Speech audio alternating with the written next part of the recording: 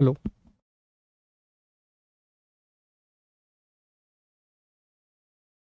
Okay. Very good morning all of you. कैसे हैं आप सभी लोग? एक बार मुझे बताएंगे क्या मैं आप लोगों के लिए ऑडिबल हूँ? वेदर एम आई ऑडिबल और नॉट?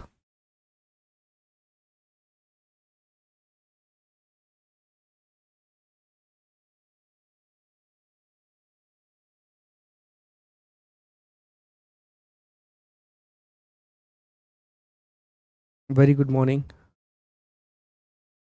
लेकिन अप्रोच सही नहीं मिल रहा है। लिखा है उसमें क्वालिटी नहीं मिल पा रही है, कैसे बेहतर करें? ठीक है। विनायक देखिए, जैसे जैसे आप कोशिश करेंगे, देखो अप्रोच क्या है। अप्रोच वही तीन चीजें हैं जो हमने आपको समझाई थी कि एक आपको इंट्रो पर काम करना है, फिर बॉडी पर काम करना है और फिर आपको कंक्लूजन पर काम करना है। ठीक है। अब जैसे जैसे आप दो तीन बार लिखेंगे तो आपको खुद पता पड़ेगा कि आपने शब्दों का बेहतर इस्तेमाल किया है या नहीं किया है। ठीक है। आपने सेंटेंस की फॉर्मेशन सही की है या नहीं की है। इन आधारों पर अपने जवाब को चेक कीजिए। और सेंटेंस फॉर्मेशन कहाँ से सीखना है? न्यूज़पेपर का एडिटोरियल पढ़िए, सीखिए कि वो कैसे सेंटेंस बनाते हैं, कैसे अलग अलग चीज़ों को, बहुत सारी बातों को एक छोटे से सेंटेंस में लिखने की कोशिश करते हैं। तो वहाँ से कुछ चीज़ों को सीखिए और फिर उसे अपनी आंसर राइटिंग में इम्प्लीमेंट कीजिए। ठीक है। हाँ, ये अच्छा सवाल है कि सर कनेक्शन कैसे डेवलप करें। देखो, एक अच्छा सवाल आया है। आज शॉर्ट नोट आपको मिल जाएंगे शाम तक, थोड़ा सा बचा, ऑलमोस्ट प्रिपेयर है। ओके। देखिए, एक अच्छा सवाल आया, बहुत ही अच्छा सवाल आया कि कनेक्शन कैसे डेवलप करें। It's a very good question. इसका एक ही तरीका है, आपको डिस्कशन सुनना पड़ेगा, आपको एडिटोरियल पढ़ना होगा। देखिए, जब आप एक अखबार पढ़ते हैं ना, और अखबार में विशेष तौर पर आप एक अच्छा लेख पढ़ते हैं, एडिटोरियल पढ़ते हैं, तो उसमें आप देखेंगे कि मान लीजिए कि सेंट्रल आइडिया इकोनॉमी का है। एक आर्टिकल किसी ने लिखा और उसने आर्टिकल के बारे में लिखा कि भारत कैसे 5 ट्रिलियन की अर्थव्यवस्था बनेगा, इंडिया कैसे 5 ट्रिलियन की इकोनॉमी बनेगा। और फिर आप देखिए उसमें 5 ट्रिलियन की इकॉनमी में कि वो कैसे इतिहास को भी शामिल कर रहे हैं, कैसे भारत की राजनीतिक व्यवस्था को भी शामिल कर रहे हैं, और कैसे भारत के समाज को भी शामिल कर रहे हैं कि भैया समाज में भी बदलाव करने पड़ेंगे, आपको अपनी राजनीतिक व्यवस्था में भी बदलाव करने पड़ेंगे, जो इकोनॉमिक आर्किटेक्ट है आपका उसमें भी आपको बदलाव करने होंगे। एक चीज। दूसरा, आप सभी लोगों ने खान सर के वीडियोस देखे होंगे, और आप उन वीडियोस को जरा ध्यान से देखिए तो वो एक विषय को लेकर के बात शुरू करते हैं, लेकिन उसमें अलग अलग एस्पेक्ट को जोड़ने की कोशिश करते हैं। जो उनके वीडियोस आते हैं स्पेशल वीडियो, तो उसमें भी आप देखिए कि वो अलग अलग एस्पेक्ट को जोड़ने की कोशिश करते हैं। अभी जैसे हमने इंडस वैली की बात की, तो हमने इंडस वैली की चर्चा में सिर्फ पतन में ये डिस्कस नहीं किया कि आर्यों का आक्रमण हो गया, हमने उसमें भूगोल को भी लिंक करने की कोशिश की। तो इसका एक ही तरीका है दोस्तों कि आपको आर्टिकल्स पढ़ने होंगे, आपको एडिटोरियल्स पढ़ना होगा, और बहुत ध्यान से आपको ये पढ़ना होगा और आपको समझना होगा कि कैसे लेखक ने एक मुद्दे पर बात करना शुरू किया है, लेकिन उसने 3 मुद्दों को इसमें जोड़ दिया है। आर्टिकल्स जरूर पढ़िए, द हिंदू के अभिलेख जरूर पढ़िए, आपको बहुत मदद करेंगे। It is going to be very helpful for you. Hindi medium वाले द हिंदू नहीं पढ़ पा रहे हैं, दैनिक जागरण पढ़िए, जनसत्ता पढ़िए, बहुत अच्छे अखबार है। मेरा पहला प्रेफरेंस जनसत्ता को रहता है। जनसत्ता नहीं है तो फिर आप दैनिक जागरण पढ़ सकते हैं। रीजन, उनकी भाषा बहुत अच्छी होती है, और वो बहुत बार इन मुद्दों की चर्चा करते हैं डेटा के साथ, स्टैटिक्स के साथ वो चर्चा करते हैं हर एक विषय के बारे में। ठीक है। तो फिर ये काम आप करना शुरू करें, धीरे धीरे आपको इसमें सफलता जरूर मिलेगी। और अभी हम लिखते जाएंगे। देखो यार, आपको परेशान नहीं होना है, अभी तो हमें बहुत सारे आंसर लिखना है। आज भी मैं आपको एक दो आंसर लिखने के लिए दूंगा, तो आप लिखते रहिए ना रेगुलर। आप रेगुलर लिखेंगे, अपने आप डेवलपमेंट होगा। अभी आप सोचो कि 3 आंसर आपने लिखे, और 3 आंसर लिखने में आप महारथी बन जाओ, तो क्या यह संभव है? आंसर राइटिंग एक आर्ट है दोस्तों। आप जब संगीत सीखते हैं, आप जब क्रिकेट खेलना सीखते हैं, कोई भी स्पोर्ट या कोई भी स्किल सीखते हैं, तो क्या 2 या 3 दिन में सीख जाते हैं? मैं गिटार सीखने गया था दोस्तों, आप बिलीव नहीं करेंगे, 2 महीने तक वो सिर्फ मुझे एक ही नोट पे बजवाते रहे गिटार। मैं बोर हो गया था 2 महीने में। ठीक है, लेकिन धीरे धीरे करके डेवलपमेंट हुआ। धीरे धीरे करके 1.5-2 साल में थोड़ा थोड़ा बहुत गिटार बजाना मुझे आ पाया। तो ये क्या है, स्किल समय लेती है, बहुत लंबा समय लगता है इसको आने में, है ना। तो आप भी ये मान के चलें कि 6 महीने 7 महीने के बाद आप इसमें पारंगत हो जाएंगे। 6 महीने तक कंटिन्यूस आंसर लिखिए। अभी धीरे धीरे मैं आपके लेवल को भी बढ़ाऊंगा। फिर मैं आपसे कहूंगा कि वर्ड लिमिट ज़्यादा नहीं होनी चाहिए। फिर मैं आपसे कहूंगा कि आप टाइमर भी लगा के रखो कि इस टाइम में आपको अपना जवाब पूरा करना है। कुछ करंट के मुद्दे भी मैं आपको ला करके दूंगा कि चलो इन पे भी लिखना शुरू करो। अभी घबराना नहीं है, बिल्कुल भी आपको बहुत ज़्यादा नहीं सोचना है, चीज़ों को बिल्कुल सिंपल रखिए। जो आपको दिया जा रहा है टास्क, उसको कंप्लीट करिए और आगे बढ़ते जाइए। ठीक है, तो शुरू करें हमारी क्लास को। तैयार हैं आप लोग? रेडी? ठीक है। अब ये सब चीज़ें आप खुद अरेंज कर सकते हैं, ऑनलाइन न्यूज़पेपर वगैरह है ना, ये सब चीज़ें आप अरेंज कर सकते हैं। अगर आप एक मीम सर्च कर सकते हैं, सोशल मीडिया पे किसी की प्रोफाइल सर्च कर सकते हैं, तो न्यूज़पेपर तो आप निकाल ही लेंगे। Very good, very good. देखिए उन्होंने कहा कि रोशन ने कि सर इम्प्रूवमेंट हुआ है। ठीक। समाधान की विधि थी, आपको बताया था हमने। महादेव महादेव का सवाल है कि सर समाधान अर्थात ब्यूरियल का मेथड क्या था, तो हमने बताया था कि दफनाया जाता था, और लोगों को जब दफनाते थे तो उनके साथ उनकी पसंद की वस्तुएं भी रख दिया करते थे, जो बताता है कि किसी ना किसी रूप में सिंधु घाटी सभ्यता के जो लोग हैं वो सुपरस्टिशियस थे, वो अंधविश्वास में मानते थे। ठीक है, तो ये भी हमें देखने के लिए मिला है। हाँ, कोई मैगजीन भी पढ़ सकते हैं।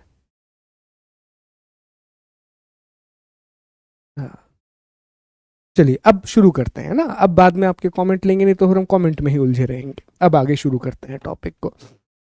चले, तो आज से दोस्तों हमें हमारा तीसरा अध्याय शुरू करना है। बहुत अच्छा और बहुत ही इम्पोर्टेंट चैप्टर है आपके हिस्ट्री का ये। और तीसरे अध्याय में हम वैदिक सभ्यता के बारे में पढ़ेंगे, हम वैदिक सिविलाइजेशन के बारे में पढ़ेंगे। देखिए, इस पूरे अध्याय को हमें 3 भागों में बांट करके पढ़ना है। सबसे पहले हम एक सामान्य परिचय पढ़ेंगे और जानेंगे कि आखिर वैदिक सभ्यता का अर्थ क्या होता है, वैदिक सिविलाइजेशन का अर्थ क्या होता है। बहुत सिंपल भाषा में हम इसको समझने का प्रयास करेंगे।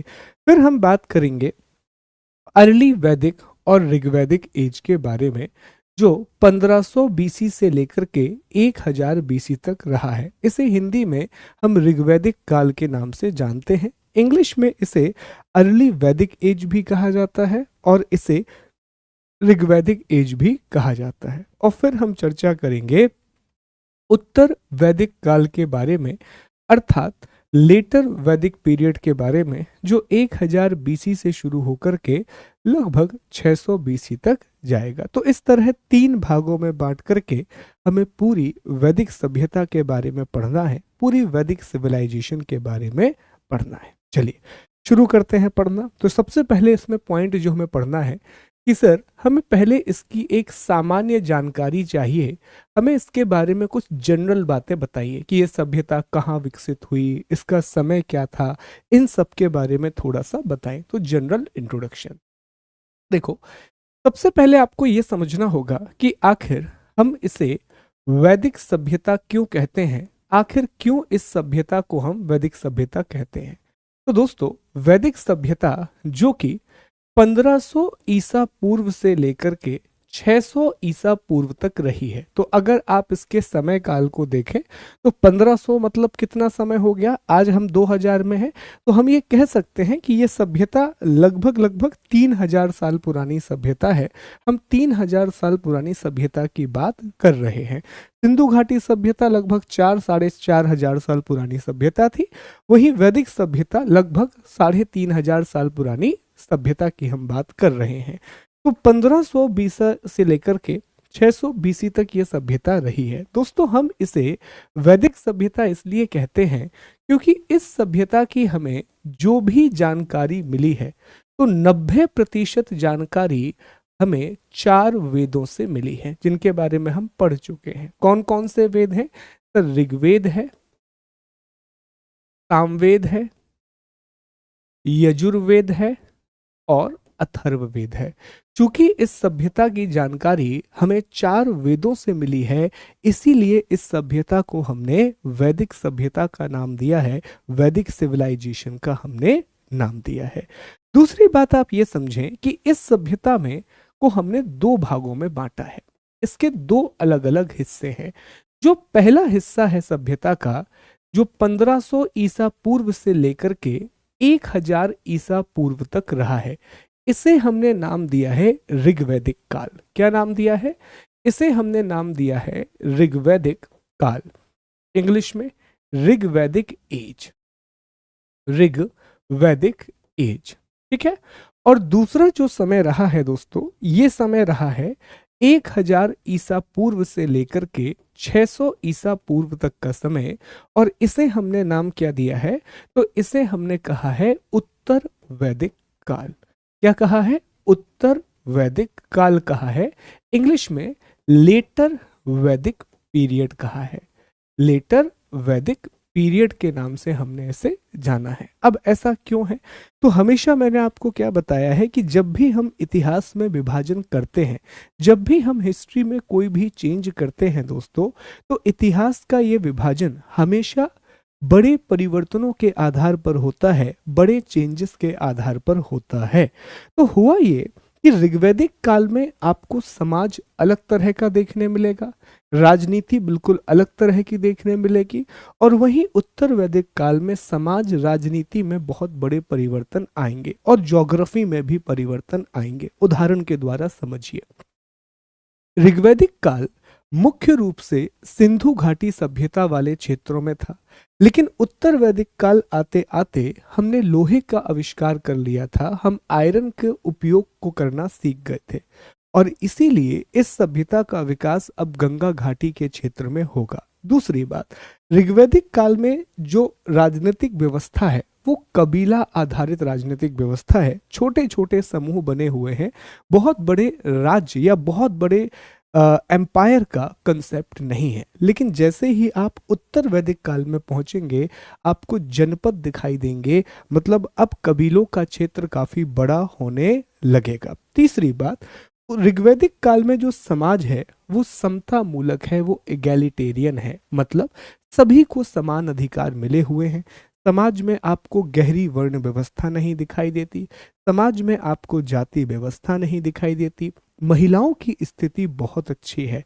लोपा मुद्रा, घोषा का विल्पा जैसी आपको बहुत सारी महिलाएं देखने के लिए मिलती हैं जिन्होंने ऋग्वैदिक काल में श्लोक लिखे हैं। लेकिन जैसे ही आप उत्तर वैदिक काल पहुंचेंगे, लेटर वैदिक पीरियड में पहुंचेंगे, जाति व्यवस्था, गोत्र व्यवस्था, वर्ण व्यवस्था बहुत जटिल हो जाएगी और महिलाओं से उनके अधिकार छीन लिए जाएंगे।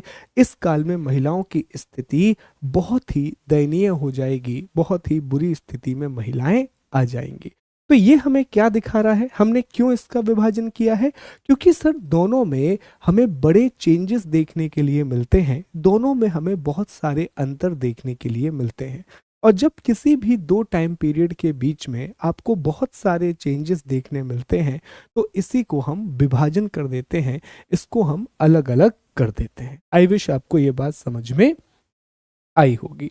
अब तीसरा सवाल आपका ये आएगा कि सर इस सभ्यता का विकास कहाँ हुआ, किसने किया? थोड़ा इसका भूगोल बता दीजिए, आखिर इसकी ज्योग्राफी के बारे में कुछ बातें बता दीजिए। ठीक है, समझें। तो देखिए दोस्तों, इस सभ्यता का जो विकास है वो माना जाता है कि आर्यों के द्वारा किया गया था। अब ये आर्य कौन थे, अभी इनके बारे में हम पढ़ेंगे। अभी बस इतना याद रखें कि ये जो सभ्यता है इसका विकास आर्यों ने किया था। अब इसमें 2 अलग अलग जगह पर इसका विकास हुआ है और यह एक ग्रामीण सभ्यता है। इस बात को अभी से याद रख लो, यह एक रूरल सिविलाइजेशन है। सिंधु घाटी कैसी सभ्यता थी? तो सर सिंधु घाटी सभ्यता तो एक शहरी सभ्यता थी, एक अर्बन सिविलाइजेशन थी। लेकिन यह एक रूरल सिविलाइजेशन है, यह एक ग्रामीण सभ्यता है। और इस सभ्यता में 2 अलग अलग चीजें देखने के लिए मिलती हैं। जो इसका पहला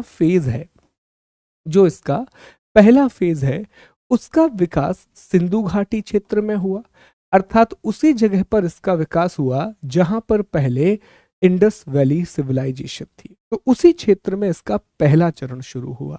लेकिन जो दूसरा चरण है, सेकंड फेज है, उस सेकंड फेज का जो विकास हुआ है वो गंगा घाटी के क्षेत्र में हुआ है, वो गंगा वैली के एरिया में हुआ है। ऐसा क्यों हुआ? देखिए, हो सकता है कि लोगों की संख्या लगातार बढ़ती चली गई हो, तो जिस वजह से जो आर्य हैं वो आगे की ओर मूव कर गए हों और उन्होंने निर्णय लिया हो कि अभी तक पहला क्षेत्र कहां पर आया, तो पहले आर्य यहां पर बसे, इस जगह पर। ये ऋग्वैदिक पीरियड है, ठीक है। फिर आर्यों ने निर्णय लिया कि अब वो गंगा घाटी के क्षेत्र में जाएंगे, तो ये लेटर वैदिक पीरियड। इस तरह से इसका एक बहुत बड़ा कारण माना जाता है आयरन, कि अब लोगों को लोहे के बारे में पता चल गया था। और आयरन के बारे में पता चलने से हुआ ये दोस्तों कि जंगलों को काटना आसान हो गया, जंगलों को साफ करना आसान हो गया। और इस क्षेत्र में बहुत घने जंगल थे, बहुत डेंस फॉरेस्ट थे, बहुत जानवर भी थे, बहुत ही भयंकर जानवर थे। तो अगर आपको इन जंगलों को साफ करके यहाँ कृषि करना शुरू करना है, तो आपके पास अच्छे औजार होने चाहिए, आपके पास अच्छे टूल्स होने चाहिए। तो वो टूल्स फिर बाद में विकसित हो गए थे, ठीक है। तो ये एक बेसिक इंट्रोडक्शन मैंने आपको दिया कि इस सभ्यता का विकास पहले सिंधु घाटी के क्षेत्र में और फिर गंगा घाटी के क्षेत्र में हुआ। यह एक ग्रामीण सभ्यता थी, यह एक रूरल सिविलाइजेशन थी जो आर्यों ने विकसित की थी। चूंकि इसकी जानकारी हमें वेदों से मिलती है, इसीलिए हमने इस सभ्यता को वैदिक सभ्यता कहा है, इसीलिए हमने इसे वैदिक सिविलाइजेशन कहा है। उम्मीद करता हूं कि यहां तक मेरी बात आपको समझ में आ गई होगी, ठीक है। चलें, अब हमें इस सभ्यता के विकास को समझना होगा कि सर आखिर ये सभ्यता विकसित कैसे हुई। तो अब हम समझेंगे सभ्यता का विकास, ओरिजिन ऑफ सिविलाइजेशन। इसे आप एवोल्यूशन भी कह सकते हैं सभ्यता का। सभ्यता का विकास कैसे हुआ, सभ्यता का विकास कैसे हुआ, आर्य कौन थे, कहां से आए हुए थे, इन सब चीजों के बारे में हमें पढ़ना है। तो देखो सर, आपने अभी एक बात कही कि ये जो वैदिक सभ्यता है, वैदिक सिविलाइजेशन है, इसका विकास आर्यों ने किया था। तो सर आर्यों के बारे में कुछ बताइए, कौन थे, कहां से आए थे, कैसे आए भारत, कैसे उन्होंने सभ्यता बनाई, इस बारे में जरा आप बताएं थोड़ी सी कुछ बातें, ठीक है। चलिए हम इस बारे में थोड़ी सी बात कर लेते हैं। देखिए, आर्य जो शब्द है इसका अर्थ होता है, इसका मतलब होता है बेस्ट। आर्य शब्द का अर्थ होता है सर्वश्रेष्ठ, ठीक है। आर्य एक संस्कृत भाषा का शब्द है जिसका अर्थ क्या होता है, बेस्ट, अर्थात सर्वश्रेष्ठ, एमिनेंट भी कह सकते। अब दूसरा सवाल यह आता है कि सर आर्य कौन थे, कौन थे, हु। तो आर्य जो थे दोस्तों वो खानाबदोश, खानाबदोश जाति थी। आर्य एक नोमैडिक, नोमैडिक ट्राइब था जिनका मुख्य कार्य पशुपालन था, जिनका मुख्य कार्य क्या था, एनिमल हस्बेंड, ठीक है। खाना बदोश का अर्थ क्या होता है, जो एक जगह से दूसरी जगह पर घूमते रहते हैं खाने की तलाश में, और इनके पास सामान्यतः एक पशुओं का बेड़ा होता है। बहुत हद तक आप कह सकते हैं कि बंजारों की तरह जीवन जीने वाले लोगों को हम नोमैडिक या खाना बदोश जाति कहते हैं, ठीक है। तो ये एक बेसिकली नोमैडिक थे। और नोमैडिक्स की खास बात क्या होती है, चूंकि ये लगातार एक जगह से दूसरी जगह पर जा रहे हैं तो इन्हें बहुत मुसीबतों का सामना करना पड़ता है, इसीलिए ये बहुत ज़्यादा मेंटली और फिजिकली स्ट्रांग होते हैं, मेंटली और फिजिकली काफ़ी स्ट्रांग होते हैं, क्योंकि ये लगातार शिकार कर रहे हैं, लगातार एक जगह से दूसरी जगह पर जा रहे हैं जहां इन्हें अलग अलग समस्याओं का सामना करना पड़ता है। इसी वजह से जो आर्यंस थे वो मेंटली और फिजिकली काफ़ी स्ट्रांग थे, काफ़ी ज़्यादा बेहतर थे। अब तीसरा सवाल ये पैदा होता है कि सर आर्य आखिरकार कहाँ से आए थे, आर्य भारत में कहां से आए थे, और क्या सभी आर्य भारत में एक साथ आए थे, कहां से आए थे। तो दोस्तों इस बात को लेकर के इतिहासकारों के बीच में एक मत नहीं है। बहुत सारे इतिहासकार हैं जो अलग अलग बातें करते हैं आर्यों की उत्पत्ति को लेकर के, जो अलग अलग बात करते हैं आर्यंस के ओरिजिन को लेकर के। एग्जाम्पल के लिए भारत के एक प्रसिद्ध स्वतंत्रता सेनानी और इतिहासकार बाल गंगाधर तिलक, बाल गंगाधर तिलक, बाल गंगाधर तिलक ने अपनी किताबों में यह कहा है कि जो आर्य हैं वो आर्कटिक से आए थे, अर्थात जो साइबेरिया वाला क्षेत्र है, बिल्कुल रूस के ऊपर में आप देखेंगे आपको साइबेरिया वाला क्षेत्र दिखेगा। तो इन्होंने ये कहा है कि जो आर्य हैं वो आर्कटिक क्षेत्र से आए हुए थे। किसने कहा है? बाल गंगाधर तिलक ने। दूसरा, भारत के एक प्रसिद्ध समाज सुधारक हुए स्वामी दयानंद दयानंद सरस्वती, स्वामी दयानंद सरस्वती। स्वामी दयानंद सरस्वती का कहना यह है कि जो आर्य हैं वो तिब्बत के क्षेत्र से आए थे। और भैया यही शॉर्ट नोट बन रहे हैं, बनाते चलना साथ में, ठीक है। जो आर्य हैं वो कहां से आए थे? तो दयानंद सरस्वती का कहना यह है कि जो आर्य हैं वो तिब्बत के क्षेत्र से आए थे। लेकिन इन दोनों बातों को अब तक हमने प्रूफ नहीं किया है, ये दोनों बातें अब तक प्रमाणित नहीं हो पाई हैं। तो एक और इतिहासकार हैं और इनका नाम है मैक्स मूलर। क्या नाम है दोस्तों? Max Muller. और मैक्स मूलर ने यह कहा है कि जो आर्य हैं ये मध्य एशिया वाले क्षेत्र से आए हैं, ये सेंट्रल एशिया वाले क्षेत्र से आए हैं। मध्य एशिया और पश्चिम एशिया, जिसमें तुर्की, ईरान, इराक, कजाकिस्तान, तुर्कमेनिस्तान, ये पूरा जो इलाका है यहाँ से उनकी उत्पत्ति हुई। तो उनसे कहा कि भैया आप इतनी बड़ी बात अगर कह रहे हैं तो इसके प्रमाण भी दीजिए, इसके कुछ एविडेंस भी दीजिए। तो उन्होंने इसके 2-3 एविडेंस दिए। पहला एविडेंस उन्होंने दिया है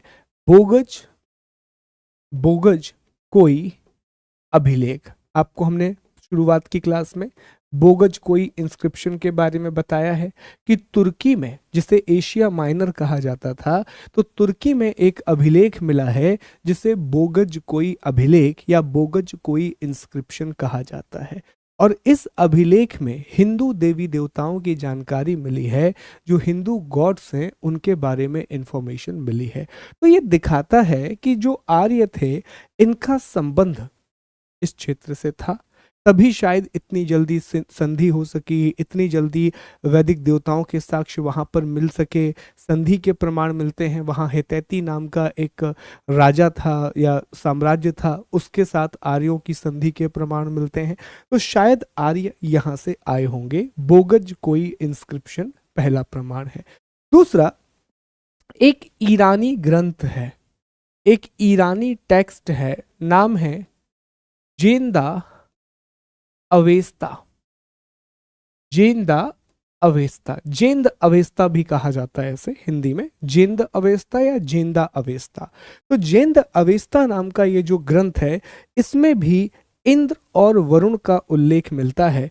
इसमें भी इंद्र और वरुण की जानकारी दी गई है। तो जो अगेन इस बात को प्रूव कर रहा है कि शायद आर्यों की उत्पत्ति इस क्षेत्र से हुई थी। और भी अभिलेख मिले हैं, एक हिटैटी अभिलेख मिला है ईरान तुर्की से, वो भी यही जानकारी देता है।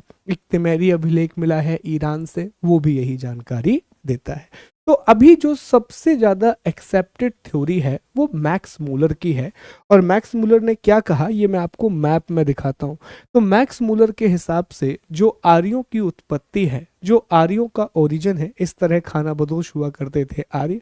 आप देख सकते हैं कि पशु उनके साथ रह रहे हैं। तो प्राइमरली ये पशुपालक थे, प्राइमरी ये जानवरों का डोमेस्टिकेशन करते थे। ये क्षेत्र देखिए, मैक्स मूलर के हिसाब से इस क्षेत्र से आर्यों की उत्पत्ति हुई है। यहां से, इस पूरे रीजन से मान लें आप, तो ये पूरे क्षेत्र से आर्यों की उत्पत्ति हुई है, जिसे मैक्स मूलर ने मध्य एशिया, सेंट्रल एशिया का नाम दिया है। और इस तरह फिर वो भारत में आए हैं, आर्य इस तरह भारत में आए हैं। ठीक है, तो यहां तक इनके ओरिजिन के बारे में आपको पता होना चाहिए कि उत्पत्ति कहां से हुई है। काला सागर, कैस्पियन सागर वाले क्षेत्र से आर्यों का उद्भव हुआ और फिर वो भारत आए। अब इसमें 2 बातें समझना बड़ी जरूरी है आर्यंस के बारे में। बहुत बेसिक है लेकिन इसको समझना बहुत ज्यादा जरूरी है। तो ध्यान दीजिएगा, इन चीजों को समझिएगा। पहली चीज ये है, सबसे पहला प्रश्न यही निकल करके आता है कि सर आर्य अगर भारत आए तो कैसे आए?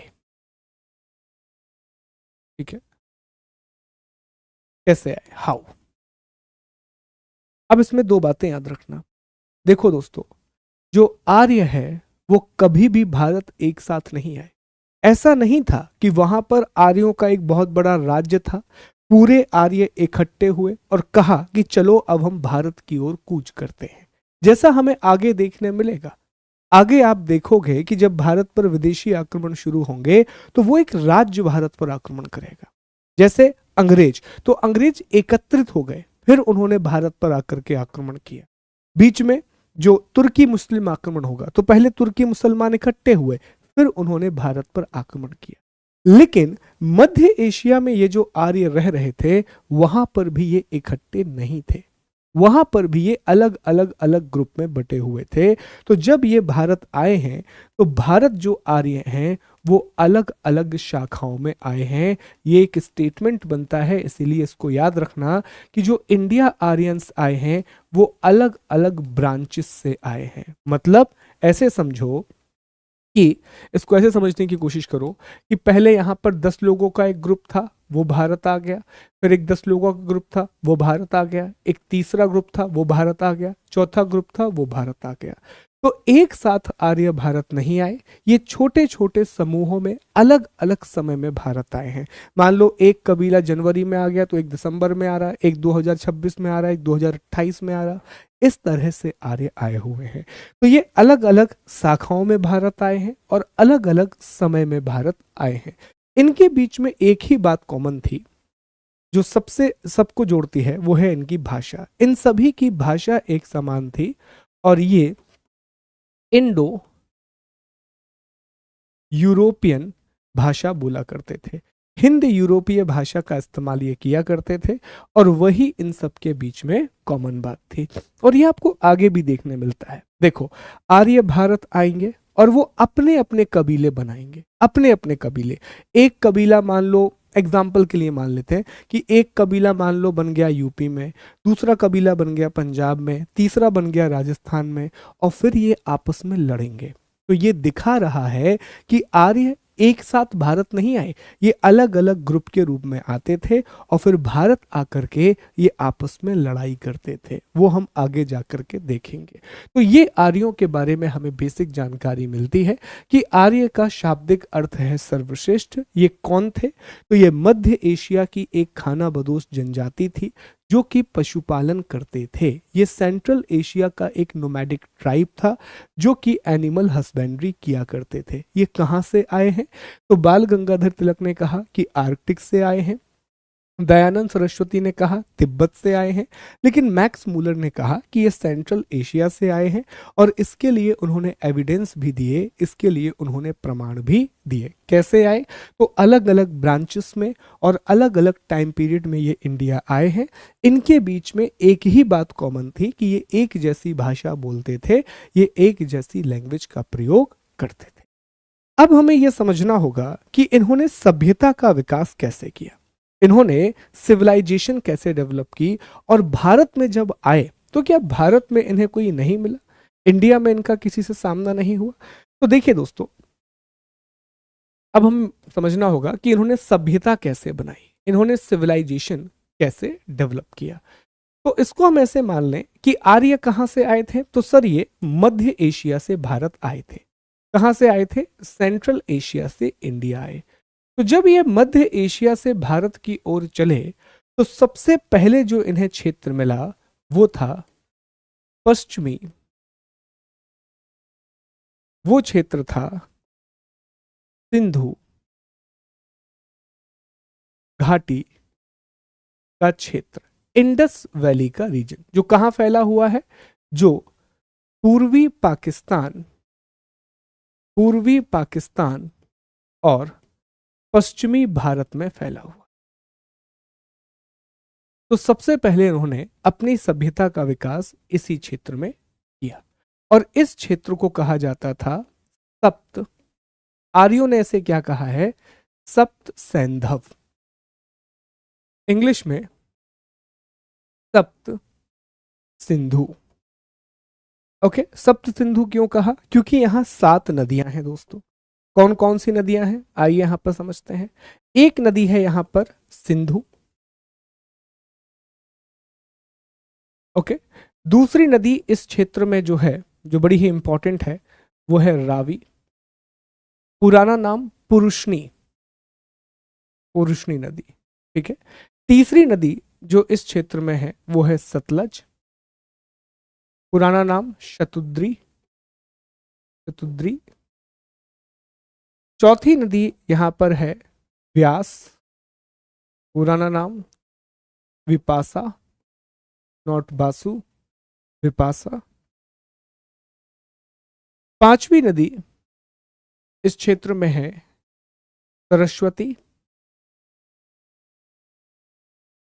छठवीं नदी इस क्षेत्र में है झेलम।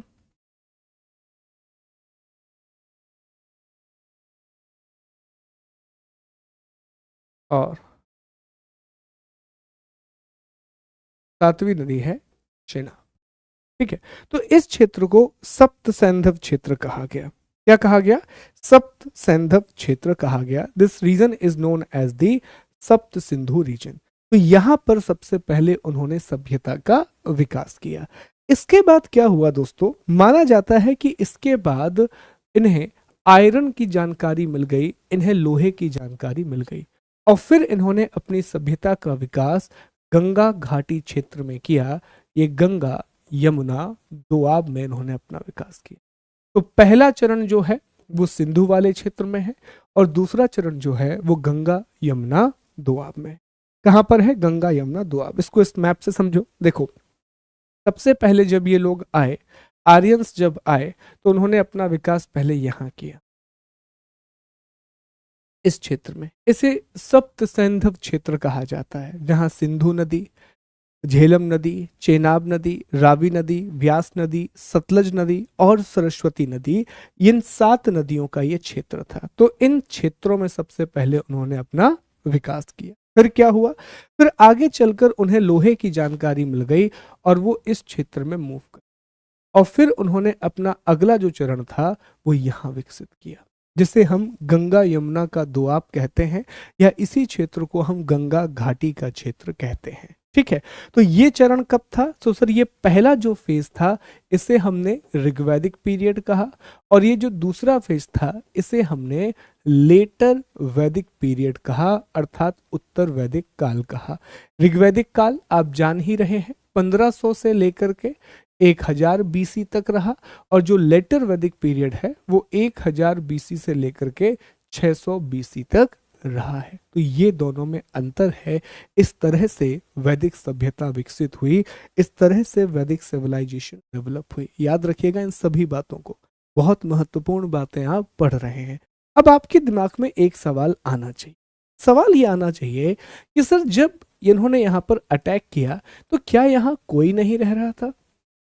क्योंकि सर, ये तो वही क्षेत्र है जहां सिंधु घाटी सभ्यता का विकास हुआ था। तो ये तो मैंने आपको बता दिया कि रिपोर्ट ये बताती है कि यहाँ पर 900 सालों तक बारिश बहुत कम हुई थी, और 900 सालों के बीच में यहाँ सिंधु घाटी सभ्यता अब नहीं रही थी।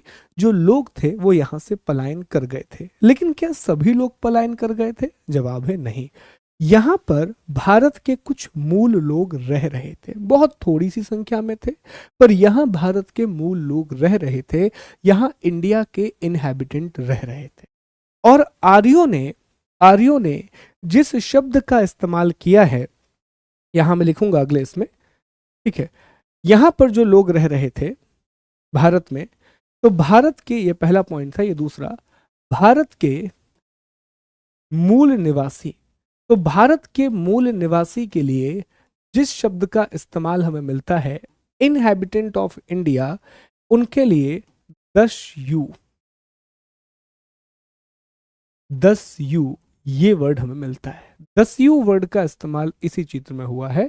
और यहां दो बातें आप याद रखिएगा कि जो आर्य थे वो इनके लिए सॉफ्ट थे, मतलब बहुत ज्यादा तीव्र नहीं थे, लेकिन जब शुरुआत में वो आए हैं तो उन्होंने दस्युओं का नरसंहार किया है। एक शब्द मिलता है 10U हरता, ऋग्वेद में। और दस्यु हर्ता का मतलब होता है दस्यु का नरसंहार, स्लॉटर ऑफ दस्यु, स्लॉटर ऑफ दस्यु। तो शुरुआत में जब आर्यंस यहाँ पर आए तो उन्हें भारत के मूल निवासी इस क्षेत्र में मिले जिन्हें दस्यु कहा जाता है, उनके साथ उनका युद्ध हुआ। और जब उनका युद्ध हुआ तो उसमें उन्होंने बड़ी मात्रा में दस्यु का नरसंहार किया है, बड़ी मात्रा में उन्होंने दस्यु को मारा है। ठीक है दोस्तों, are we clear with this? ये आपको याद रखना है, ये बहुत इंपॉर्टेंट है।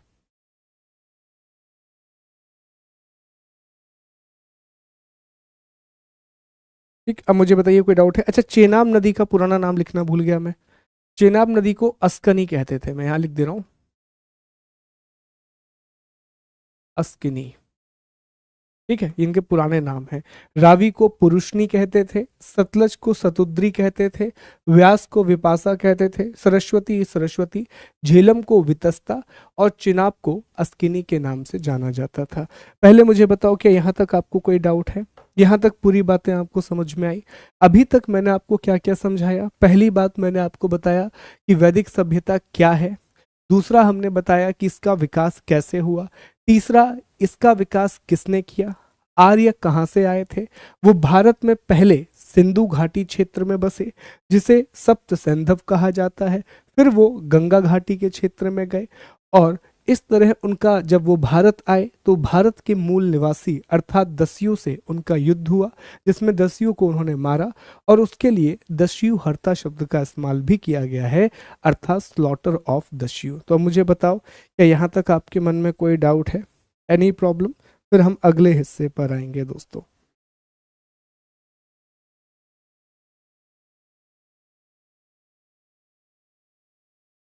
समझ में आ गया सर? इन अभी रुकिए, अभी अभी उसके बारे में हम बात करेंगे रुबीना। सर हम लोग आर्य के बारे में क्यों पढ़ते हैं? मयंक, सीधी सी बात है कि आज भारत पर जो प्रभाव है या भारत की जो सभ्यता संस्कृति है उसमें सबसे ज्यादा प्रभाव आर्यों का ही है। ठीक है, आज जिस कल्चर को हम फॉलो करते हैं वो हम कहते हैं कि वैदिक कल्चर में इंडिया आज भी फॉलो कर रहा है, तो प्रभाव चूंकि आर्यों का है, इस देश को आर्यावर्त कहा गया है, इसीलिए हम आर्यों का अध्ययन करते हैं, है ना। बहुत बड़ा प्रभाव है, विशेष तौर पर उत्तर भारत में इंक्लूडिंग पाकिस्तान एंड बांग्लादेश, इस पूरे क्षेत्र में आर्यों का प्रभाव बहुत ज्यादा रहा है, इसलिए हम आर्यों का अध्ययन करते हैं। ठीक है, दस्यु पहले कौन से वर्ण के थे? नहीं, उस समय वर्ण जैसा कोई कंसेप्ट नहीं था अजय। भारत में जो वर्ण व्यवस्था का कंसेप्ट है वो आर्य ही लेकर के आएंगे। ठीक है, आर्यों के समय जो ऋग्वेद होगा, ऋग्वेद के 10वें मंडल में पुरुष सूक्त का उल्लेख है, उसी पुरुष सूक्त में पहली बार वर्ण व्यवस्था का उल्लेख मिलता है।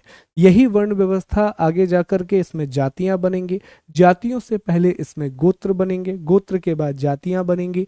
तो ये इंडिया में ऐसा डिवीजन नहीं था। भारत में शुरुआत से सिर्फ और सिर्फ शायद वर्ग विभाजन रहा होगा, शायद सेक्शन दो अलग अलग रहे होंगे और मोस्ट प्रोबेबली ये अमीर और गरीब एक ही विभाजन रहा होगा, इसके अलावा और कोई विभाजन नहीं होगा भारत में। ठीक है,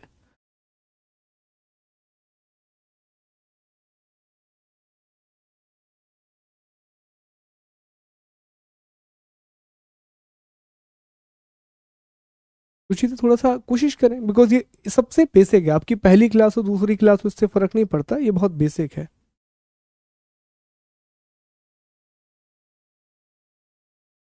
सर सिंस आइविशन left under then by Aryans occupied that place. हाँ, मोहन का एक और सवाल आया कि सर अगर इन्वायरमेंटल इश्यूज हो गए थे और आईवीसी के लोगों ने उसे छोड़ दिया था तो आर्यंस वहाँ पर कैसे आ गए? दो चीज़ें हैं, देखिए 900 साल का पीरियड अब खत्म हो चुका है, सिंधु घाटी सभ्यता और वैदिक सभ्यता के बीच में 1000 साल का अंतर है और रिपोर्ट बताती है कि 900 सालों के बाद दोबारा से इस क्षेत्र में बारिश होने लगी थी जिसकी वजह से नदियों में दोबारा से पानी आ गया था और उस समय आर्यों की संख्या बहुत कम होगी, मतलब कुछ हजार ही होंगे और इतने लोगों को बहुत बड़ा एरिया नहीं चाहिए, क्योंकि जंगल यहाँ पर नहीं थे बहुत सी जगह पर, तो नदियों के किनारे इन्होंने बसना शुरू किया और ये एग्रीकल्चर इनका प्राइमरी ऑक्यूपेशन नहीं था, इनका प्राइमरी ऑक्यूपेशन एनिमल हस्बेंड्री था। ठीक है। तो चूंकि अब यहाँ पर पर्यावरणीय परिस्थितियां सुधर चुकी हैं, एनवायरमेंटल कंडीशन बेहतर हो चुकी है, तो अब ये क्षेत्र दोबारा से रहने के लायक बन चुका है, दोबारा से यहाँ पर लोग रह सकते हैं, ये रीजन था। ठीक है, अभी हम पढ़ेंगे दसराज के बारे में, ठीक है, दसराज युद्ध के बारे में, बिल्कुल थे, उसके बारे में भी पढ़ेंगे। ओके, आई गेस आयुष आपको भी इसका जवाब मिल गया होगा कि जो 900 ईयर के बाद हमने कहा है कि वहां दोबारा से रेनफॉल होने लगी थी, दोबारा से चीजें नॉर्मल होने लगी थी। आर्यों की ये स्पेसिफिक नहीं है, आर्यों की बहुत सारी शाखाएं भारत आई हैं। ठीक, नहीं उनके प्रमाण नहीं है उतना बड़ा। चलो अब आगे बढ़ते हैं। देखिए आपने फिर से सवाल पूछा कि कौन सी किताब, तो मैं पहले भी कह चुका हूँ, ओल्ड एनसीईआरटी 11th-12th की, वो मोर देन इनफ है, उसमें आपको सारी जानकारी मिल जाएगी। चलिए तो आगे बढ़ते हैं, यहाँ तक हमने समझ लिया, ये एक बेसिक इंट्रोडक्शन है अबाउट दी आर्यंस। अब हमें अगले टॉपिक पर आना है और अब हमें चर्चा करनी है। अच्छा ये देख लो, ये अर्ली वैदिक पीरियड है जिसे ऋग्वैदिक काल कहा जाता है, और ये उत्तर वैदिक काल है जिसे हम लेटर वैदिक पीरियड बोलते हैं। डेट पर मत जाइएगा, थोड़ा बहुत ऊपर नीचे रहती है, तो आप खुद देख सकते हैं इस मैप में। अगर इस मैप को आप ध्यान से देखो तो आप देखें जो आर्यों का पहला हिस्सा है उसका विकास इस क्षेत्र में हुआ है।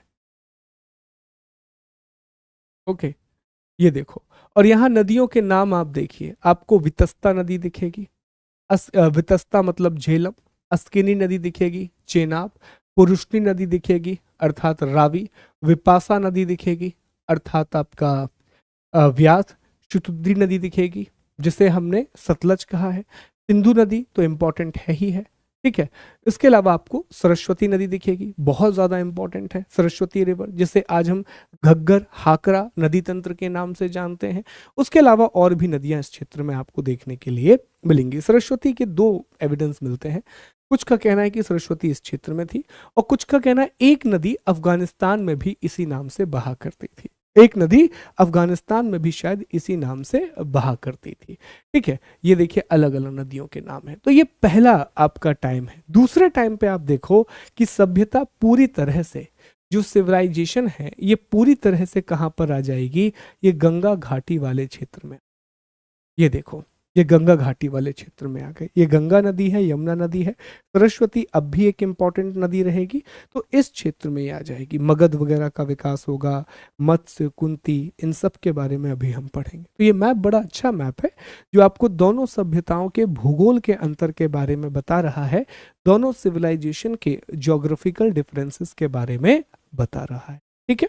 चलिए आगे बढ़ेंगे दोस्तों, हम अगले हिस्से पर आएंगे और जो हमारा अगला हिस्सा है ये है ऋग्वैदिक काल, ऋग्वैदिक पीरियड। तो हमें क्या क्या पढ़ना है ये इंपॉर्टेंट, पहले ध्यान देने इस चीज पर, समझ लेंगे इस बात को, फिर हम आगे पढ़ना शुरू करेंगे।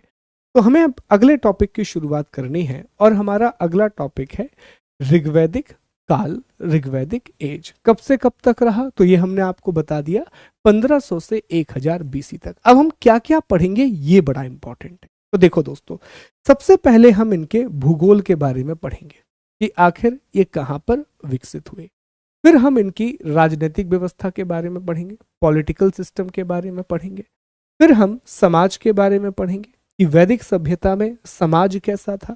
फिर हम इनकी अर्थव्यवस्था के बारे में पढ़ेंगे, इकोनॉमी के बारे में पढ़ेंगे, और फिर हम इनके धर्म के बारे में पढ़ेंगे, फिर हम इनके रिलीजन के बारे में पढ़ेंगे।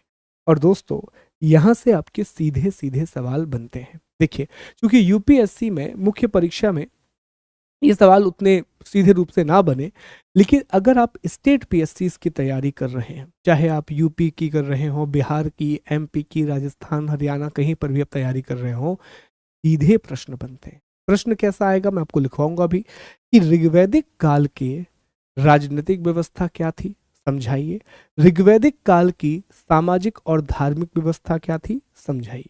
Explain the political system of Rigvedic age, explain the religious and social structure of Vedic age. और एक सवाल जो बड़ा अच्छा बनेगा जब हम ये चैप्टर पूरा पढ़ लेंगे कि ऋग्वैदिक काल और उत्तर वैदिक काल के समाज में क्या अंतर आया समझाइए।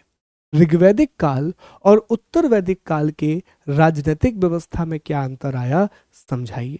ऋग्वैदिक काल और उत्तर वैदिक काल की आर्थिक व्यवस्था में क्या अंतर आया समझाइए। तो बहुत ध्यान से पढ़ना, बहुत अच्छे से नोट्स बनाना, जैसे मैं लिखूंगा आप भी लिखते जाना, और ये बहुत इंपॉर्टेंट सीधा सवाल आएगा। और ट्रस्ट में दोस्तों, अगर आपने ये पढ़ लिया तो यहीं से इतना ही काफी है आपका आंसर लिखने के लिए जब आप मुख्य परीक्षा में बैठेंगे। तो बताओ, तैयार हो आप लोग पढ़ने के लिए? बहुत अच्छे से पढ़ेंगे, बहुत ध्यान से पढ़ेंगे। कोई भी डाउट हो आप मुझसे पूछ लेना, रिलेवेंट डाउट पूछना। आप लोग क्या करते हो, आगे पीछे के डाउट पूछते हो, तो फिर मैं उनको आंसर नहीं करता। वही पूछिए जो हम अभी पढ़ रहे हैं, ठीक है? तो शुरू करें, तैयार हैं आप लोग? तो अगली हेडिंग लगा लीजिए दोस्तों, ऋग्वैदिक काल। ठीक है, अब आपके दिमाग में ये पता है कि आखिर ऋग्वैदिक काल कहाँ बना था, किस क्षेत्र में बना था। तो ये मैं उम्मीद कर रहा हूँ कि आपको इन सभी चीजों के बारे में पता है। तो अब हमारा अगला टॉपिक शुरू होगा। आई थिंक ये थर्ड टॉपिक होगा, आई गेस, है ना?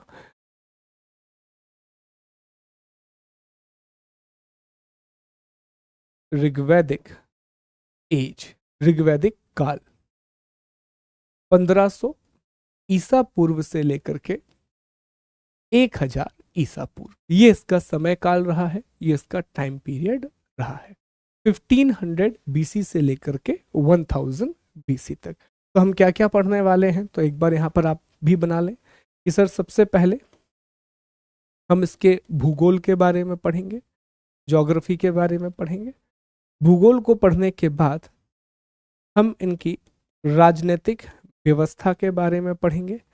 इंग्लिश में हम इनके पॉलिटिकल सिस्टम के बारे में पढ़ेंगे, ठीक है? राजनीतिक व्यवस्था पढ़ने के बाद हम इनकी सामाजिक व्यवस्था का अध्ययन करेंगे। हम इनकी सामाजिक व्यवस्था अर्थात सोशल सिस्टम को स्टडी करेंगे। सामाजिक व्यवस्था पढ़ने के बाद हम इनकी धार्मिक व्यवस्था को पढ़ेंगे।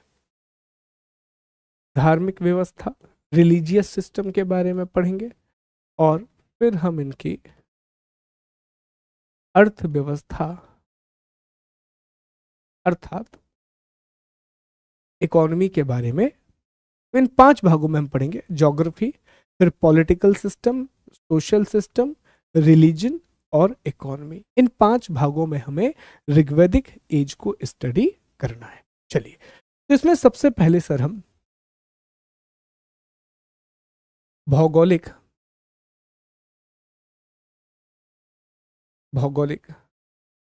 जानकारी ले लेते हैं। सबसे पहले हम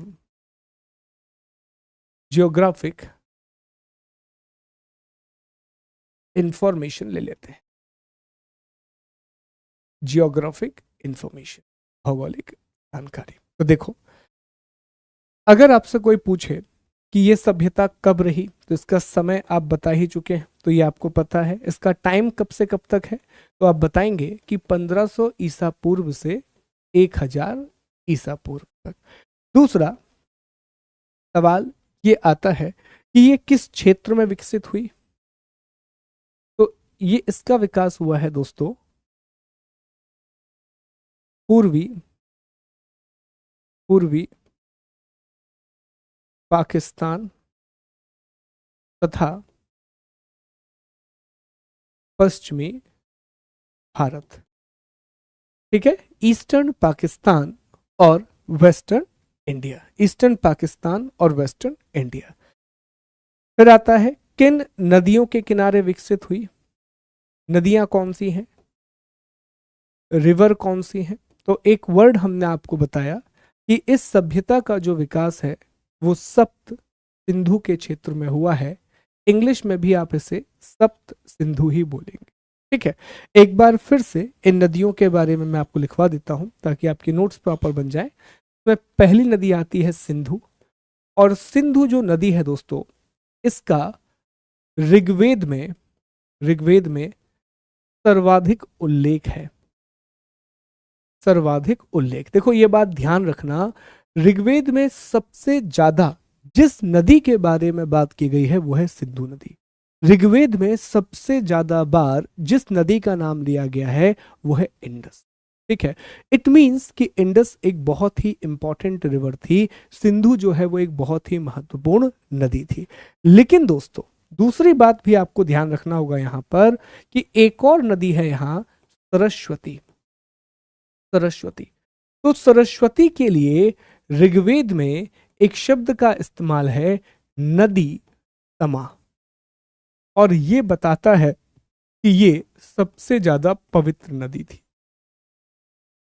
ठीक है, सबसे ज्यादा इंपॉर्टेंट कौन सी रही होगी, सिंधु, लेकिन सबसे ज्यादा पवित्र या किसी नदी का जो धार्मिक महत्व था वो था सरस्वती नदी। सरस्वती के लिए नदी तमा का प्रयोग हुआ है, जिसका ट्रांसलेशन शायद यही हो सकता है कि नदियों की माँ, इस प्रकार से शायद इसका उपयोग किया होगा। तो सरस्वती सबसे पवित्र नदी थी, सबसे ज्यादा जो पायस रिवर अगर कोई थी तो वो कौन सी थी, सरस्वती। तो याद रखिएगा, अगर ये सवाल पूछा जाए कि ऋग्वेद में सबसे ज्यादा उल्लेख किस नदी का है, ऋग्वेद में सबसे ज्यादा किस नदी का नाम लिया गया है, तो आप बताएंगे इंडस। लेकिन सबसे ज्यादा पायस नदी कौन सी थी, सबसे पवित्र नदी कौन सी थी, तो जवाब देंगे सरस्वती।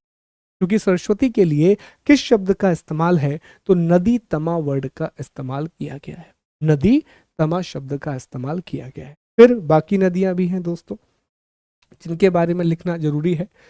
झेलम नदी, और झेलम का पुराना नाम हमने अभी आपको बताया था, वितस्ता।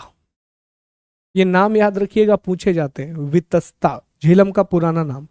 फिर झेलम के बाद आती है चिनाब, चिनाब नदी, इसका पुराना नाम क्या है, अस्किनी, अस्किनी। ठीक, इसके बाद आती है रावी, रावी का पुराना नाम क्या है, पुरुषनी, पुरुषनी नदी।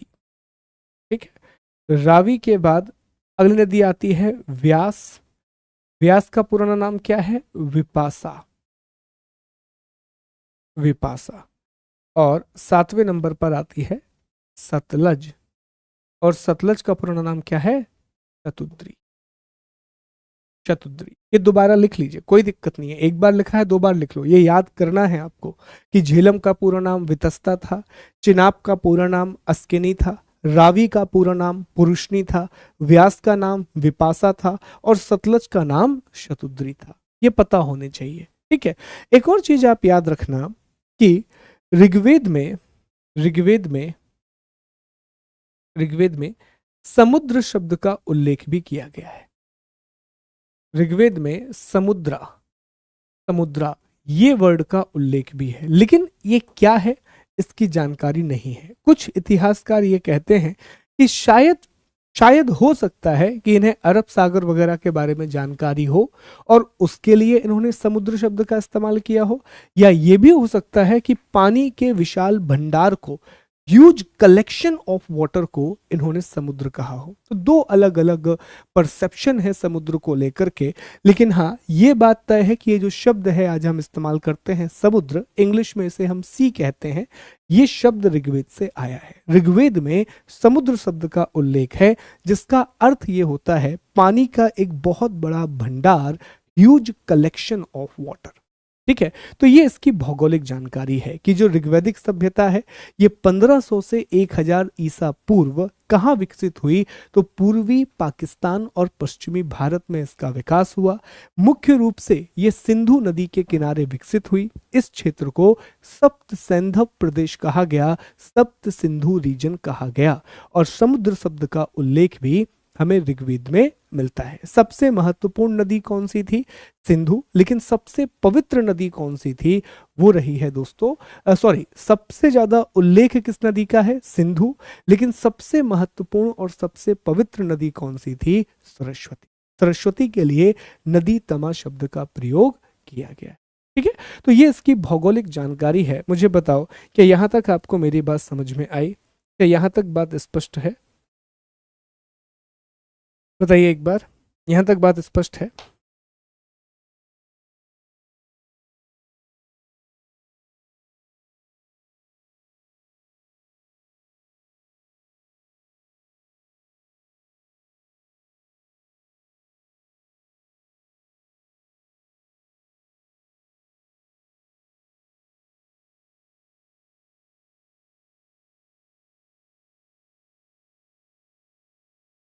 नहीं नहीं, कुछ इशू नहीं होगा। Very good Shweta. ठीक है, चलो बहुत अच्छी बात है दोस्तों। देखो नसरीन, नसरीन आप मेरी पहली क्लास में नहीं थे क्या, जब मैंने आपको ये समझाया था कि इतिहास में डेट्स का क्या महत्व होता है ना।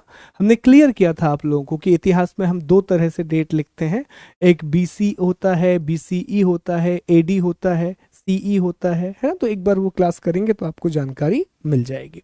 चलिए आगे बढ़ते हैं, अगले टॉपिक पर आते हैं। ये तो हमने चर्चा कर ली सामान्य बातों के बारे में।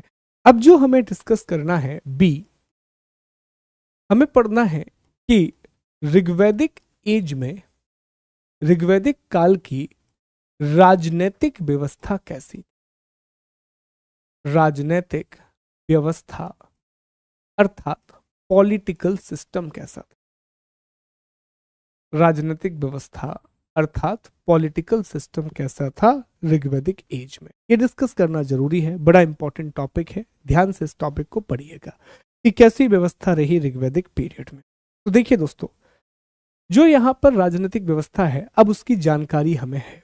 इंडस वैली जैसा नहीं है, इंडस वैली में हमारे पास कोई इंफॉर्मेशन नहीं है, क्योंकि वहां पर जितने भी हमें लिखित साक्ष्य मिले हैं उन्हें हम पढ़ नहीं पाए हैं, उनका अध्ययन हम नहीं कर पाए हैं। लेकिन यहाँ पर हमें सभी साक्ष्यों की जानकारी है और हमने सारी चीजों को पढ़ा भी हुआ है।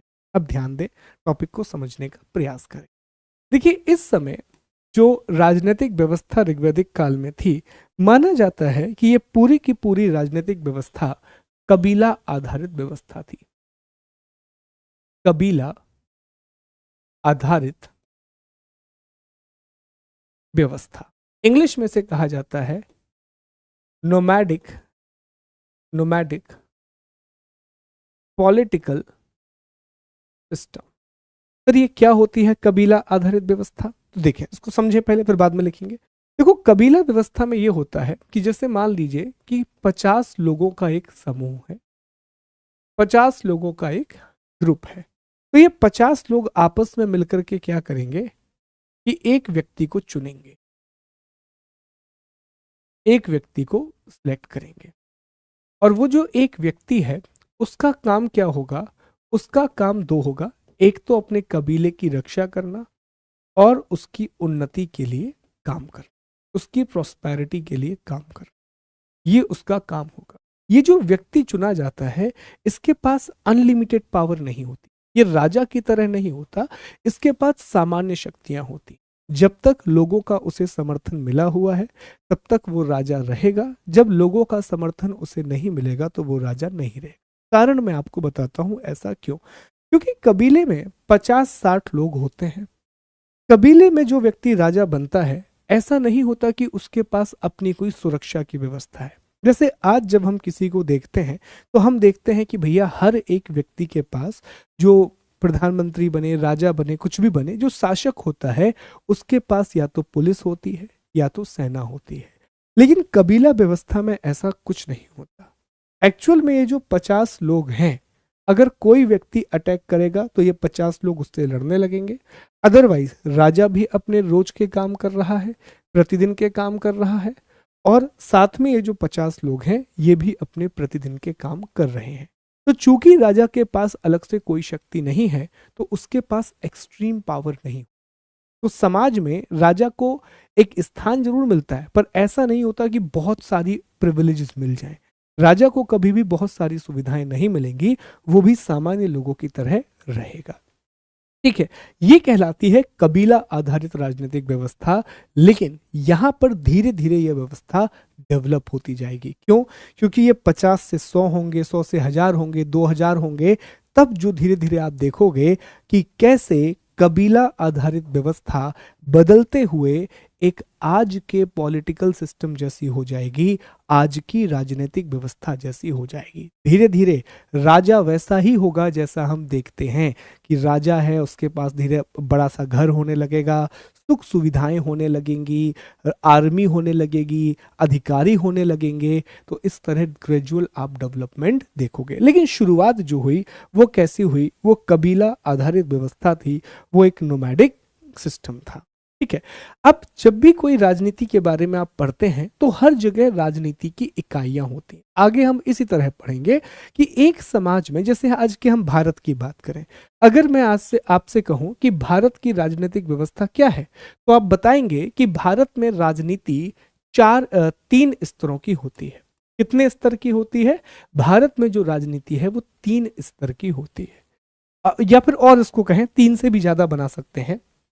जैसे भारत में सबसे छोटी इकाई क्या है फिलहाल? गांव। भारत में गांव सबसे छोटी इकाई होता है। गांव के बाद आप देखेंगे तो आपको ब्लॉक मिलेगा। ब्लॉक के बाद देखेंगे तो आपको तहसील मिलेगा। तहसील के बाद आप देखोगे तो आपको जिला मिलेगा। जिले के बाद आप देखोगे तो आपको राज्य मिलेगा, संभाग मिलेगा। संभाग मिलेगा। संभाग के बाद आप देखोगे तो राज्य मिलेगा, और राज्य के बाद आपको केंद्र मिलेगा। तो ये वर्तमान के भारत में शासन की इकाइयां हैं। They are called the political unit of present India.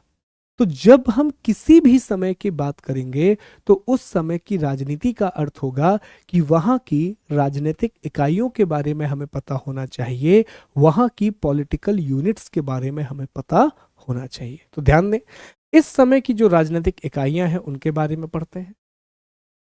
तो राजनीतिक इकाई क्या थी? राजनीतिक इकाई अर्थात पॉलिटिकल यूनिट। पॉलिटिकल यूनिट, तो देखो यहां लिख रहा हूं मैं अलग से, ध्यान दीजिएगा इस चीज पर। किस तरह से पॉलिटिकल यूनिट आगे बढ़ती थी? तो सबसे जो पहली इकाई है, जो पहली इकाई है वो होती थी कुल। कुल। और इसका जो प्रधान होता था, जो इसका हेड होता था, उसे कुलपति कहा जाता। क्या कहा जाता था? कुलपति। तो सबसे पहली इकाई, जो सबसे बेसिक यूनिट है, उसे हम क्या कहते थे? कुल कहते थे। ठीक है। कुल के बाद जो दूसरी इकाई है, इसे ग्राम कहा जाता था। ग्राम। और जो यहां का प्रमुख होता था उसे ग्रामीणी कहते थे। ग्रामीणी। फिर बहुत सारे गांव से मिलकर के विश्व बनता था। विश्व। और यहां का जो प्रमुख होता था उसे विश्वपति कहते थे। बहुत सारे विश्व से मिलकर के जन बनता था।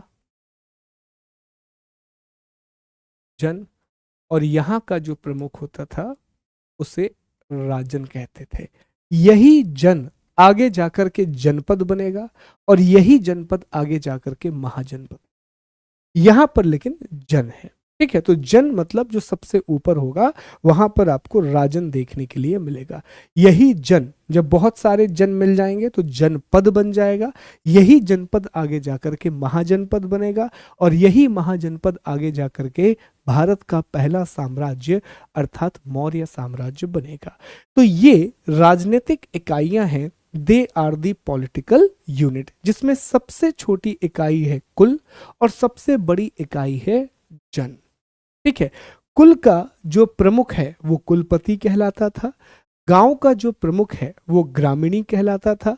विश्व का जो प्रमुख है वो विश्वपति कहलाता था। और जन का जो प्रमुख है वो राजन कहलाता था। कुल से मिलकर के गांव बनेंगे, गांव से मिलकर के विश्व बनेगा, और विश्व से मिलकर के जन बनेंगे। इस तरह से राजनीतिक इकाइयों का विभाजन था। इस तरह से पॉलिटिकल यूनिट्स को डिवाइड किया गया। अब हमें थोड़ी सी चर्चा राजा के बारे में करनी चाहिए कि राजा किस प्रकार से काम करता था। जो किंग है, राजा, जिसे राजन कहा गया है, इंग्लिश में आप इसे किंग कह सकते हैं, तो ये किस तरह से काम करता था? तो देखिए दोस्तों, राजा का जो मुख्य कार्य है, जो इसका मुख्य कार्य अर्थात जो इसकी मेन ड्यूटी थी, वो थी कबीला, कबीला और पशुओं की रक्षा करना।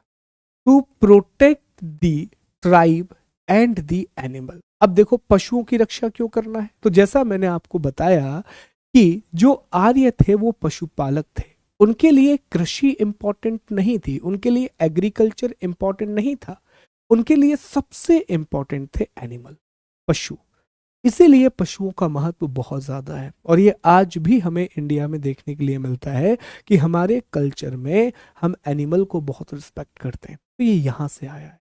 एग्रीकल्चर उनके लिए सेकेंडरी था, जो कृषि है वो उनके लिए द्वितीयक था, उनके लिए प्राथमिक था पशु पालन अर्थात एनिमल हस्बेंड्री। तो जो राजा है, राजा का पहला काम क्या था कि जो कबीले में लोग रह रहे हैं उनकी रक्षा करना, कबीले के जमीन की रक्षा करना और कबीले के जो पशु हैं उनकी रक्षा, ठीक है, विशेष तौर पर गाय की रक्षा करना। ठीक।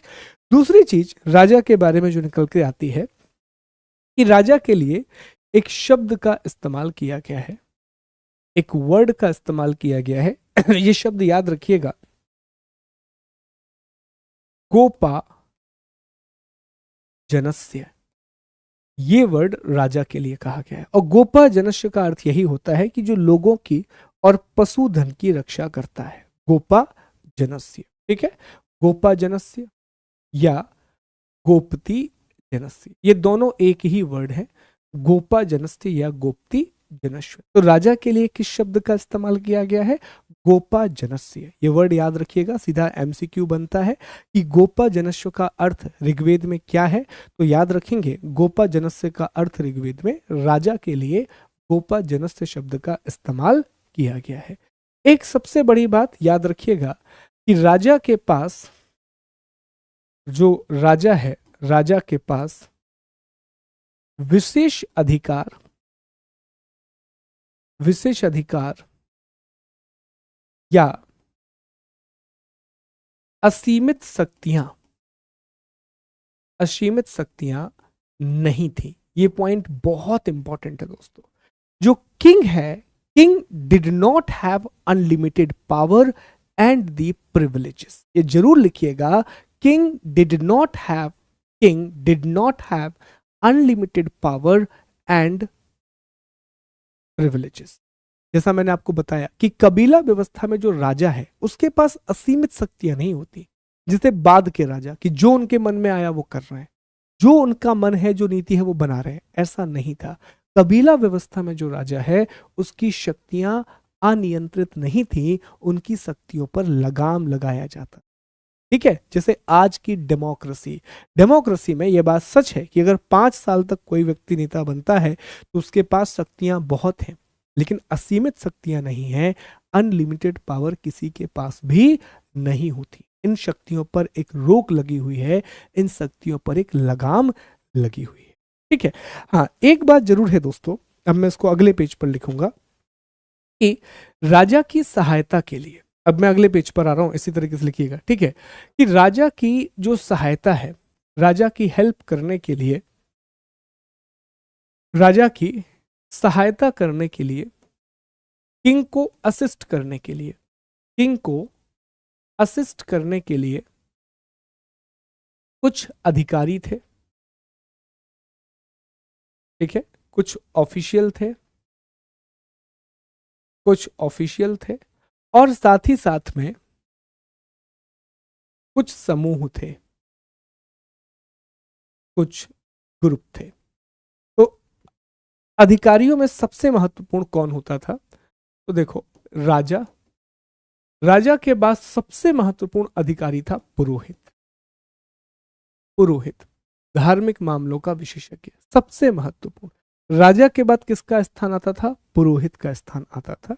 इसके बाद एक सेनानी, सेनानी जिसका काम क्या होता था कि जो कबीले के लोग हैं उनको ट्रेनिंग देना कि भैया अगर युद्ध हो गया तो हम कैसे काम करेंगे, तो एक प्रकार से वो लीडर का काम करता था, है ना।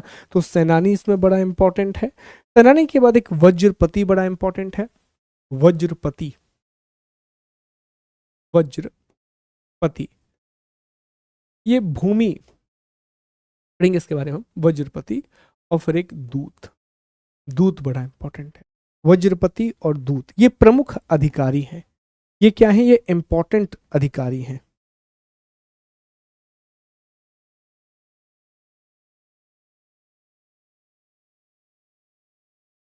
ठीक है, वज्रपति।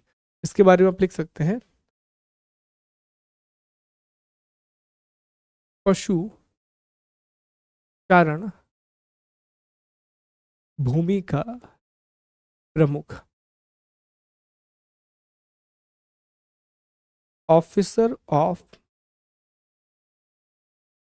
Pasture land. ठीक है, तो पास्चर लैंड जो होता था, जो पशुओं को चराने की भूमि होती थी, उसका प्रमुख वज्रपति कहलाता था। तो ये कुछ प्रमुख ऑफिसर थे। अच्छा, 3 समूह थे जो राजा की मदद करते थे, 3 अलग अलग समूह।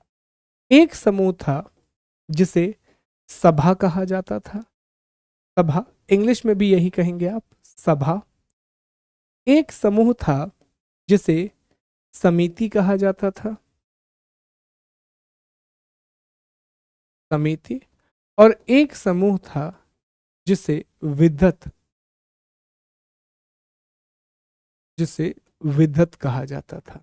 तो ये 3 समूह थे जो राजा की मदद करते थे, सभा, समिति और विधत। देखो दोस्तों, ये जो सभा है इसमें वरिष्ठ लोग होते थे, वरिष्ठ, सीनियर, कुछ लोग होते थे इसमें सीनियर, और ये बेसिक डिसीजन लिया करते थे। बेसिक, जैसा मैंने कहा कि राजा के पास अनलिमिटेड पावर नहीं थी, राजा को भी कोई काम करना है तो पहले उसे सभा से मदद लेनी पड़ेगी। ये बेसिक डिसीजन लेते थे।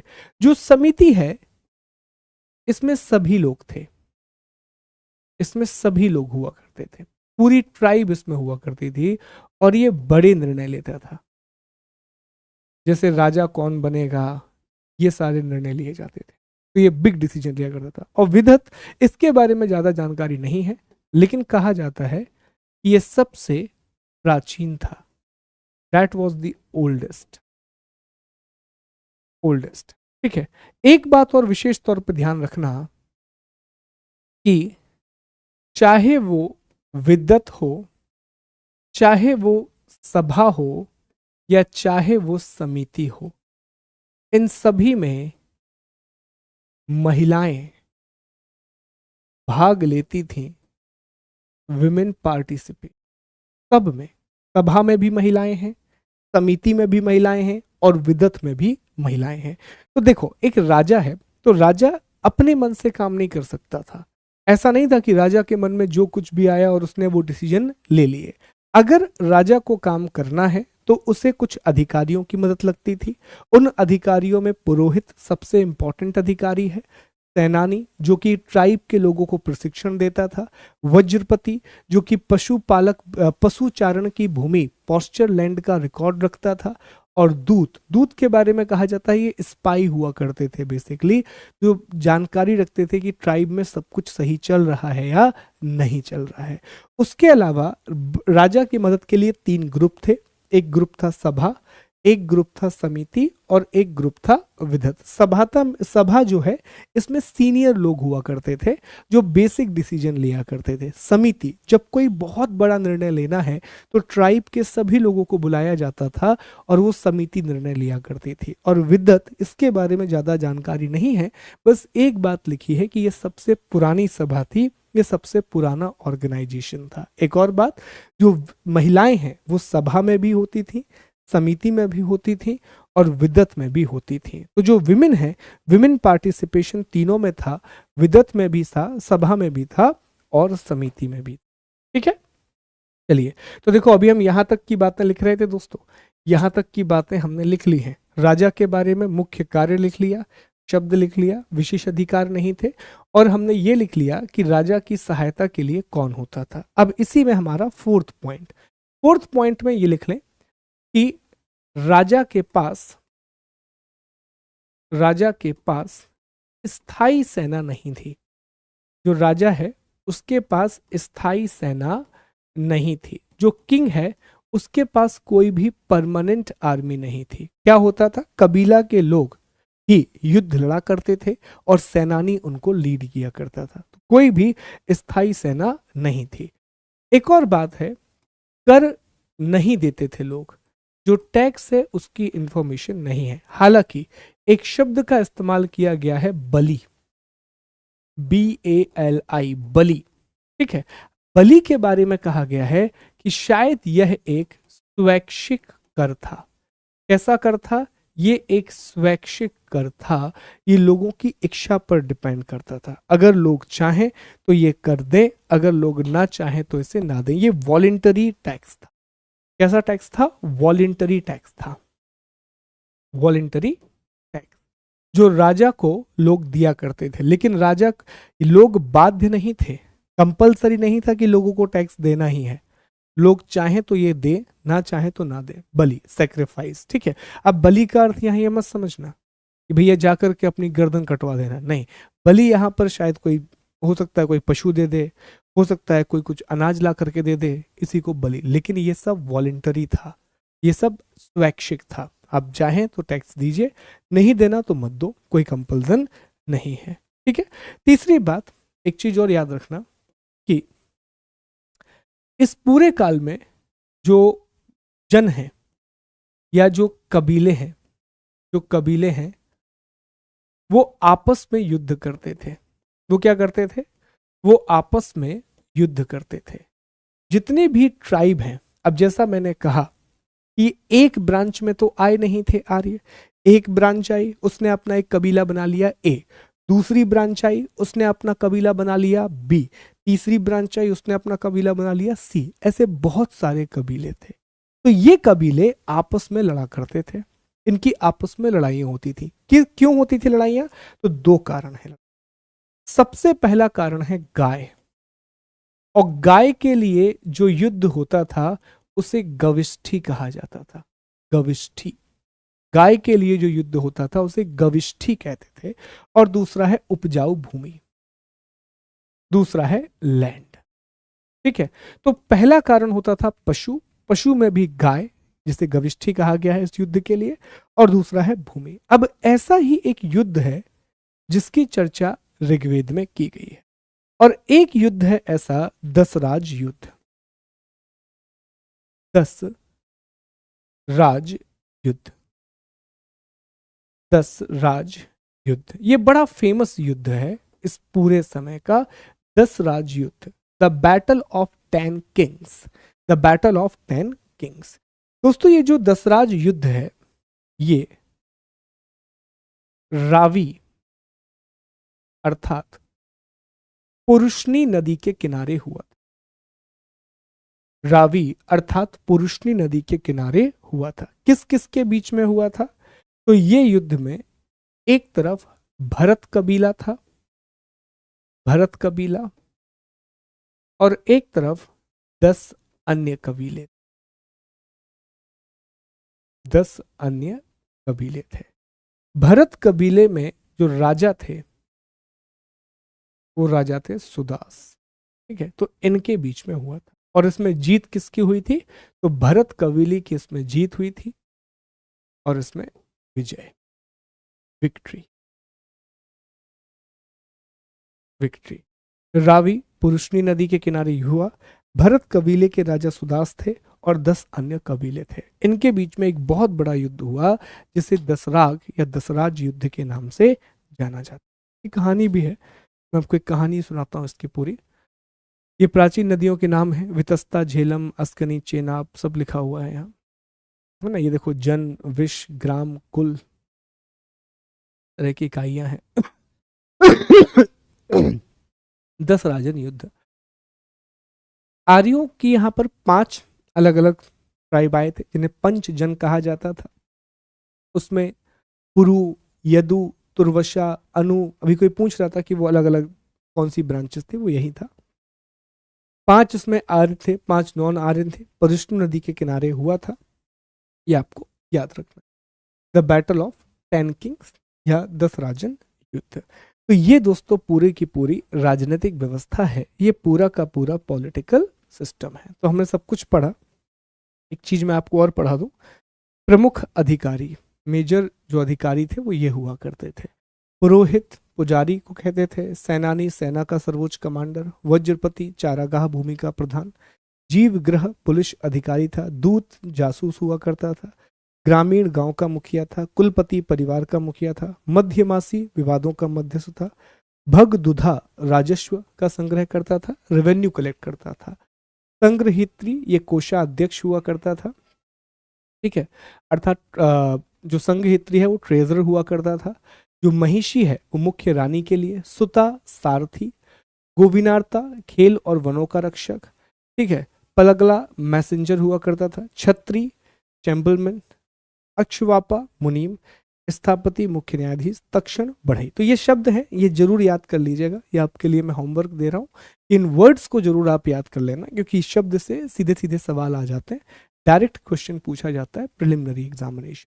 तो ये बस आप आपको अपनी कॉपी में लिखना है, बाकी मैंने आपको सब पढ़ा दिया है। ये मैंने आपको पूरा बता दिया कि भैया पॉलिटिकल सिस्टम कैसा था, तो पूरी व्यवस्था मैंने आपको समझा दी। पूरी व्यवस्था कबीला आधारित व्यवस्था थी। सबसे छोटी इकाई कुल, सबसे बड़ी इकाई जन। राजा का मुख्य काम था कबीला और पशु की रक्षा। शब्द है गोपा जनस्व। विशेष अधिकारी या असीमित शक्तियां नहीं होती थीं।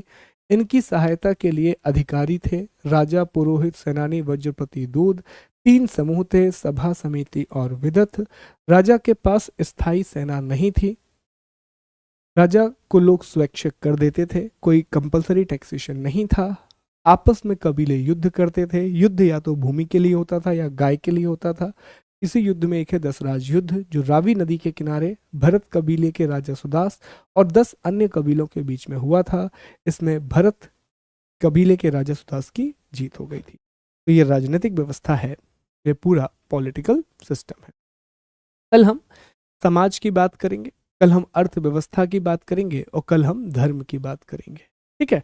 तो इतनी चीजें अभी आपको याद रखना है। तो आपके लिए एक छोटा सा सवाल है, 100 वर्ड्स में लिख करके लाना है, ठीक है। लिखेंगे सवाल सवाल लिखिए, प्रश्न लिखिए, 100 वर्ड में लिखिएगा। ऋग्वैदिक काल पर प्रकाश डालते हुए इसकी राजनैतिक व्यवस्था व्यवस्था को समझाइए।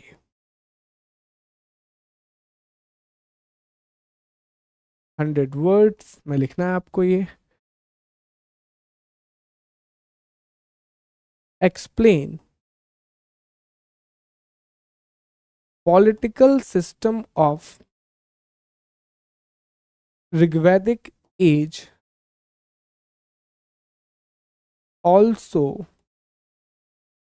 Throw light on Rigvedic as.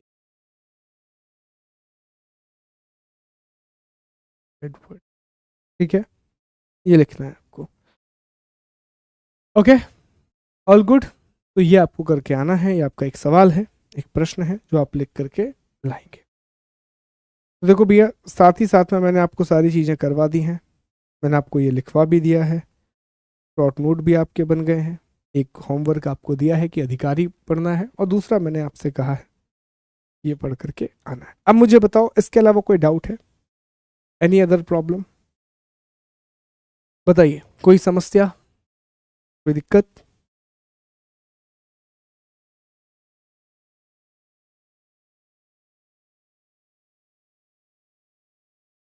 अभी यहाँ से शुरू कर दो अमरजीत, कोई बात नहीं रुचि, आप लिख सकते हैं, पीडीएफ जल्दी अपलोड हो जाएगा, डोंट वरी, ठीक है। चलिए,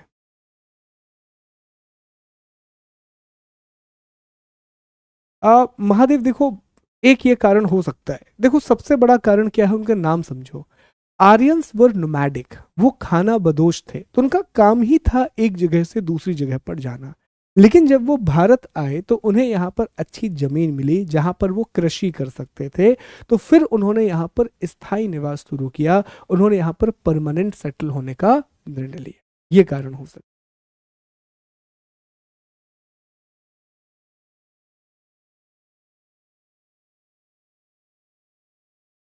आप बिल्कुल भाग लेती थी पवन, मैंने बताया आपको क्या। हाँ भर सकते हैं, बिल्कुल भर सकते हैं, ठीक है सूर्य, भर सकते हैं। आप आज से कर लीजिए, फिर पुराने लेक्चर बाद में देख लीजिएगा।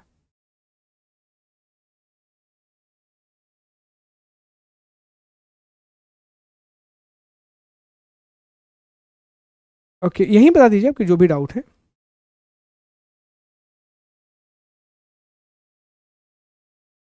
देखो, मैंने आपसे ये बताया है पहले भी कि एनसीईआरटी आप सिर्फ 11th क्लास की ओल्ड एनसीईआरटी पढ़िए, बाकी मैं चीज़ें यहाँ पर कवर करा रहा हूँ। दंड व्यवस्था थी, बिल्कुल थी सौम्या, दंड व्यवस्था थी इस समय।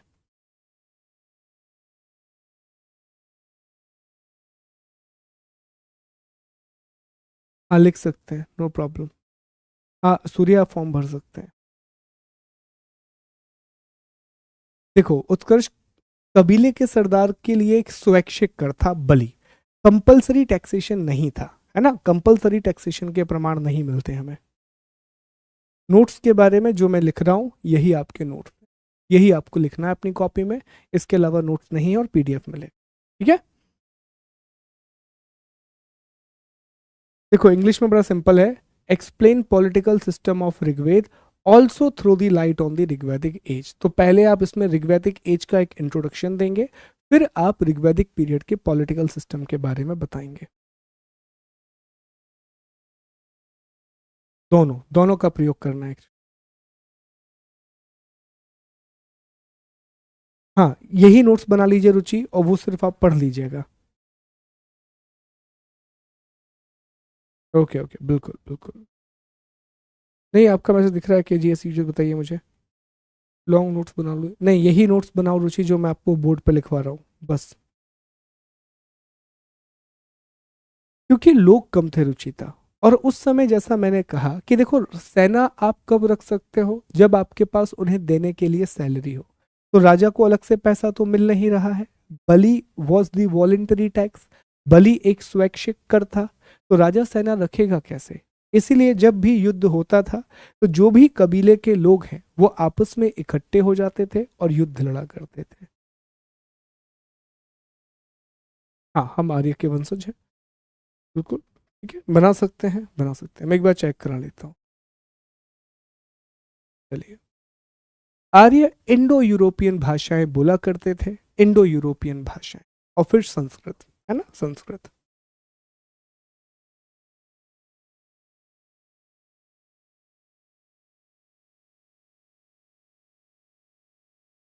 देखिए, ऐसा नहीं हो सकता मुकेश कि जो मैं बोर्ड पे लिखूं वही पीडीएफ दूं। रीजन ये है कि बोर्ड पे मैं आपको समझा रहा हूँ शॉर्ट में, वहां पर मुझे पूरे सेंटेंस लिखने पड़ेंगे, ताकि कल के दिन अगर आप शॉर्ट नोट्स को भूल जाओ तो वहां पर पूरी भाषा आपको मिले।